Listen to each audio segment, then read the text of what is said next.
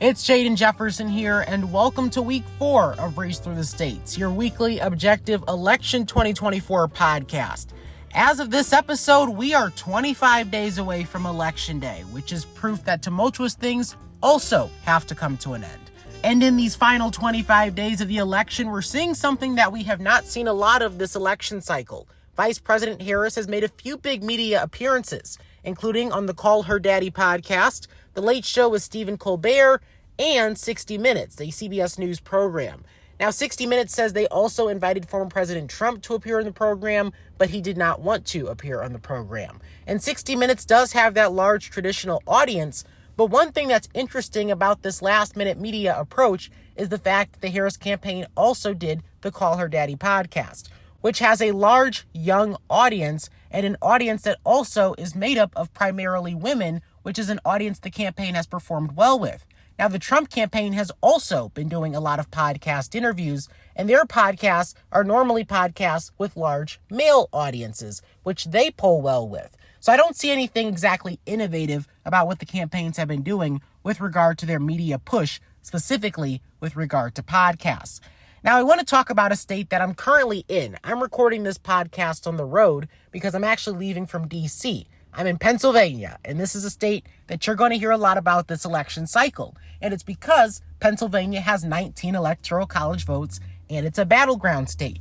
This state could decide who wins the election. It's very well the possibility. And 538 actually has a compilation of polling data. What they do is they take multiple polls and they bring together that average of that data and they give you different results. And for Pennsylvania, we're seeing that Harris only has a 0.8% lead.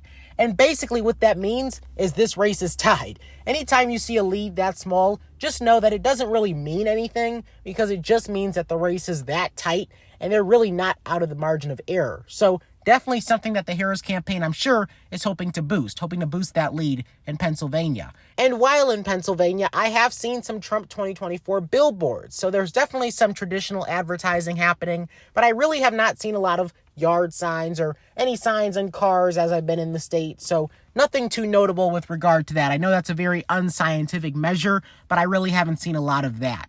But one thing we did see, however, was former President Obama campaigning for Vice President Harris. And this is something that we might see more of due to the fact that the former president is trying to lean into those voters that are still in the middle. There are voters in the middle who don't exactly like Harris's policies, but at the same time, don't exactly appreciate former President Trump's tone when it comes to the issues. And so those voters in the middle is who he is working to get.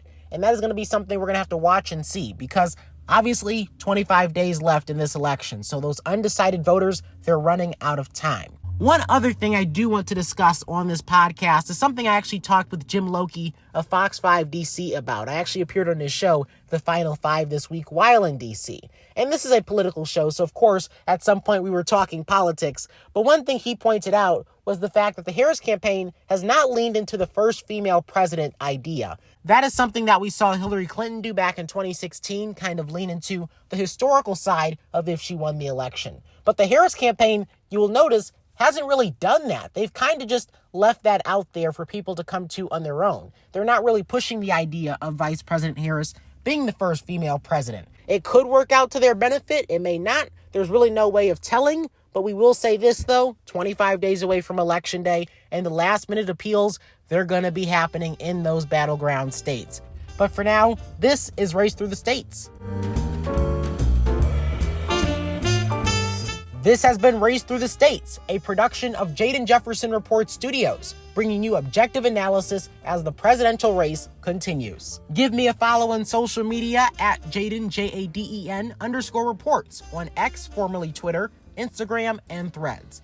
And join me on Facebook under Jaden Jefferson Reports. Have a great day.